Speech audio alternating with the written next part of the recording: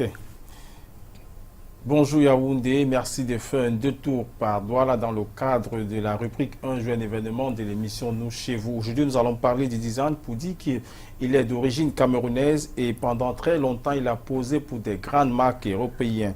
Créateur des lunettes typiquement africains, il est, on peut dire, le porte-fanion de la mode et même du design camerounais à l'étranger. Lui, c'est de Fistin Djoko et il est ici ce matin avec nous. Bonjour. Bonjour. De Fistin Djoko, comment est née en vous la passion de la mode? Ben, la passion, c'est une passion qui a toujours été là. Je me suis toujours comment dire, intéressé à ce domaine-là à travers des magazines comme La Redoute, Trois Suisses qu'on pouvait acheter enfin, des éditions périmées au poteau, des trucs comme ça. Et puis on voyait des petites coupures, des dents, et voilà. Et puis ça me parlait. Et quand j'ai eu l'occasion d'exprimer comment dire, cette créativité ou cette passion, j'ai pas hésité. On va dire, vous vous débrouillez au Cameroun à vos débuts, vous arrivez à l'étranger, vous percez dans le design. Comment est-ce que ça se passe? Expliquez-nous en quelques lignes vos débuts en Europe. Ben, disons simplement, moi je suis arrivé en Europe en 2000, donc je suis parti d'ici en juin 2000 je pense, et je suis arrivé en Europe. Les débuts n'étaient pas du tout faciles, j'ai travaillé comme un dingue, tout ça, j'ai monté une petite affaire. Après la petite affaire a pris corps, et quand j'ai senti que j'avais mis ma famille, en tout cas à l'abri de certains petits besoins, je me suis lancé. Parce qu'il faut dire qu'en tant qu'Africain, en tant que Noir, c'est souvent très difficile de faire comprendre à nos familles qu'on prend un chemin qui est différent, qui est nouveau, qui est complètement étranger à ce qu'ils ont l'habitude de voir autour d'eux. Donc j'étais conscient qu'en me lançant dans ce domaine-là, même ma propre famille devait se poser des questions. Donc il a fallu que je fasse un certain nombre de choses pour mettre ma famille à l'abri et me lancer définitivement dans ce domaine. Donc, ça s'est passé vraiment sur un coup de dé. Donc, j'étais présent sur les réseaux sociaux via une photo que m'avait faite un monsieur qui s'appelle Clyde Logan. Il a fait la photo, il a publié sur les réseaux sociaux, ça a eu un certain écho et c'est à partir de là que je me suis dit, mais tiens, je pouvais en effet exprimer ma créativité via les réseaux sociaux. Alors je me suis lancé sur les réseaux sociaux et j'ai été remarqué par la maison Roberto Botticelli et ça a été vraiment le déclencheur de... Dites-nous de façon concrète, on sait que plusieurs sont les Camerounais qui ont tenté l'aventure européenne qui faisaient dans le domaine de la mode et du design, ils se sont cassés le nez. Vous, comment est-ce que vous entrez véritablement dans ce milieu-là? Qu'est-ce que vous avez fait? Est-ce que c'est seulement la photo ou bien vous avez eu ce qu'on appelle un déclic à travers quelque chose que vous avez créé qui a intéressé les gens? Comment ça s'est passé?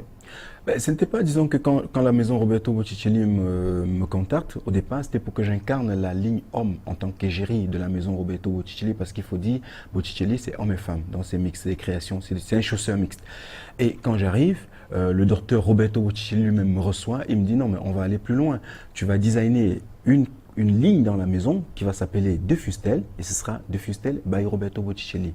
Et nous allons travailler comme ça. On a signé un contrat avec mes commissions, tout ça. On a bien arrangé les choses et c'est comme ça que j'ai lancé la première collection il y a de cela 3 ans. Et jusqu'aujourd'hui, je suis à la 6e collection avec la maison Roberto Botticelli qui se vend. C'est des collections qui se vendent sur dans les 25 points de vente de Botticelli, de Dubaï jusqu'en Bulgarie, jusqu'en Russie. Voilà. Mais je voulais surtout dire que il y a beaucoup de designers camerounais aussi à l'étranger, même ici au pays, qui se battent très bien, qui s'en sortent très bien, malgré le contexte qui est difficile. À l'étranger aussi, il y a Imana ici, qui travaille beaucoup. Il y a Zenam, Paul-Roger Zenam, de la marque Zenam, qui travaille énormément et qui fait de très très belles choses. Donc il y a quelques-uns comme ça qui font vraiment pas mal de choses, mais il faudrait juste en parler, mettre un peu de lumière sur eux. Donc je ne suis pas le seul. Mais permettez-moi de vous couper. Quand vous partez du Cameroun, vous étiez, si on peut le dire, très bon débrouillard, vous ramassez des étoffes, bref, vous débrouillez, vous êtes dans la débrouillardise. Quand vous tentez l'aventure européenne, est-ce que vous saviez ce que vous allez faire là-bas? Non, non, je suis comme la majorité des jeunes Camerounais. Donc voilà, un enfant de la classe sociale très très basse. Et je vendais dans le pouce à Mokolo. Je suis parti de là pour aller en Europe. Donc je ne savais pas ce que j'allais faire. J'allais me débrouiller comme tout le monde parce que les horizons sont compliqués chez nous. Il faut le dire, c'est une réalité. J'allais me débrouiller comme tout le monde. Donc c'est quand j'arrive là, je me rends compte que je peux m'exprimer, je peux exprimer ma créativité, je peux mettre en exergue ce qui est à l'intérieur de moi et qu'on ne peut pas forcément exprimer ici parce qu'il y a des pesanteurs sociales, familiales, des trucs comme ça. Donc, quand j'arrive, je ne sais pas effectivement ce que je dois faire. Donc, j'ai fait un peu de tout pour arriver où j'en suis aujourd'hui. Vous posez pour les grandes marques européennes, nous avons lu sur votre page. Qu'est-ce que vous faites exactement à l'intérieur? C'est quoi? Vous faites des designs? C'est quoi exactement votre rôle dans ces marques? Il y a des maisons pour lesquelles je suis juste égérie, je suis juste porte-étendard. Il y a des maisons pour lesquelles je suis non seulement porte-étendard, mais en même temps, je design mes propres collections, ma propre ligne au sein de ces maisons. Donc, je peux citer par exemple Tombolini, pour qui je pose uniquement en tant que... Parce qu'ils estiment que j'ai une personnalité et que je peux incarner leur création. Voilà, il y a plusieurs maisons comme ça. Il y en a à peu près 10. Donc, parmi les 10, il y a 5 pour lesquels j'ai ma propre collection et 5 pour lesquels je pose. Mais en dehors de ça, j'ai également mes propres créations qui ne sont pas sous la coupole des maisons, qui sont mes créations propres et qui se vendent uniquement en tant que de fustelles. Donc c'est ça. Ça peut paraître complexe, mais il faut être à l'intérieur pour parfois comprendre, parce que c'est une industrie dont il faut comprendre les méandres et les labyrinthes.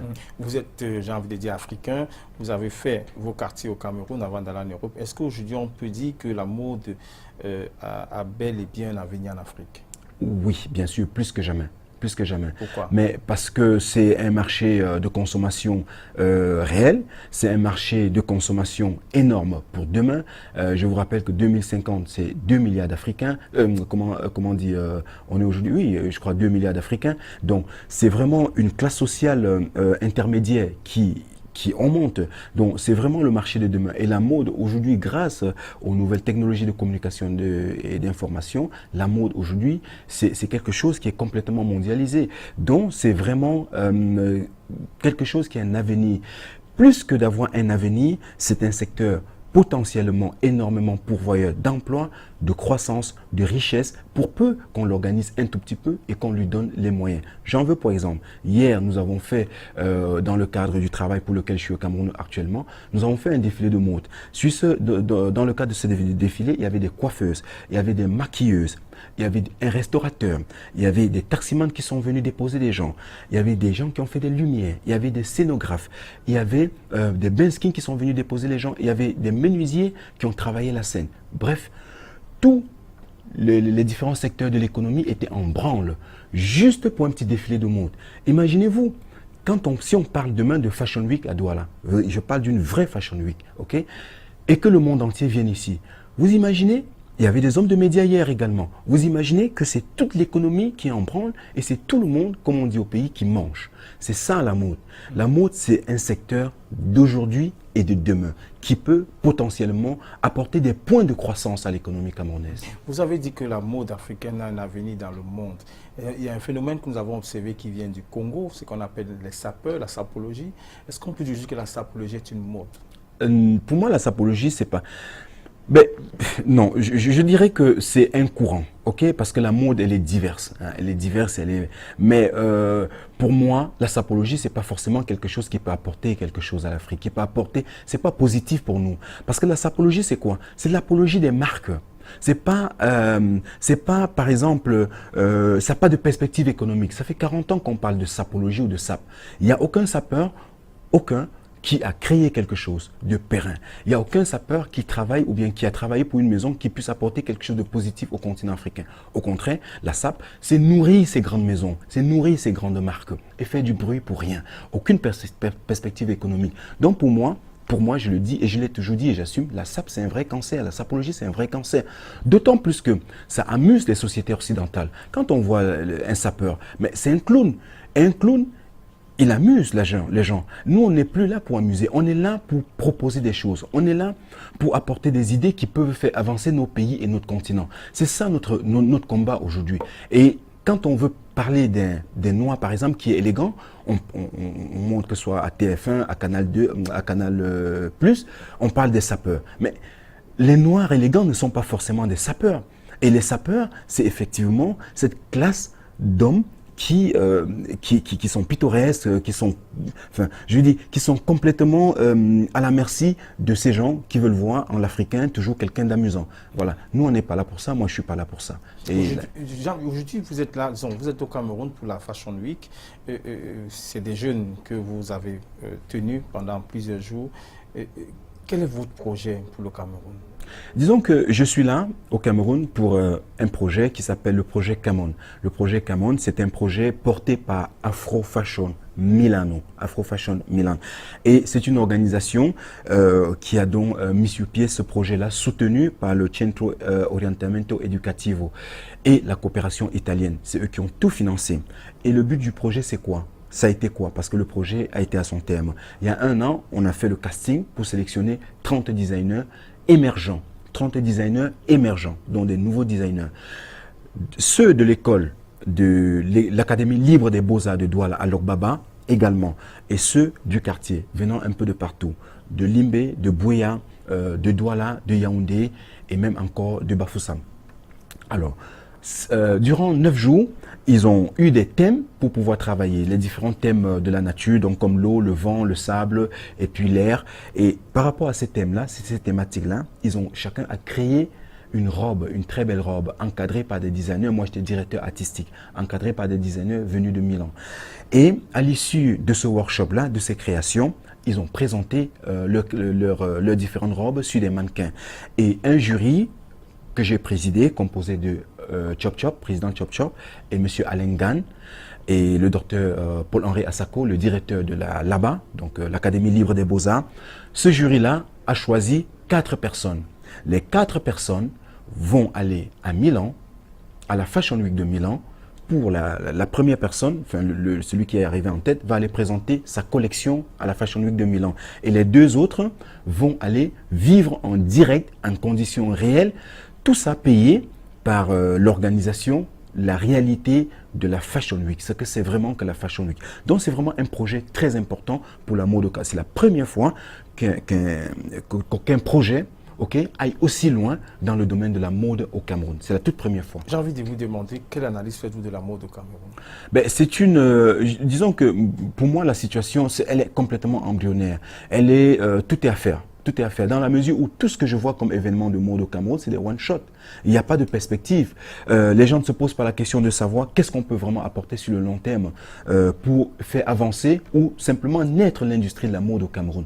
Voilà, je ne vois pas ces questions-là. C'est pour ça que, par exemple, la Fondation de Fustel, nous allons commander une étude. La Fondation de Fustel va commander une étude sur l'apport de la mode dans l'économie camerounaise et ses perspectives. Donc nous allons commander cette étude-là et c'est sur la base de cette étude que nous allons apporter notre pierre à l'industrie.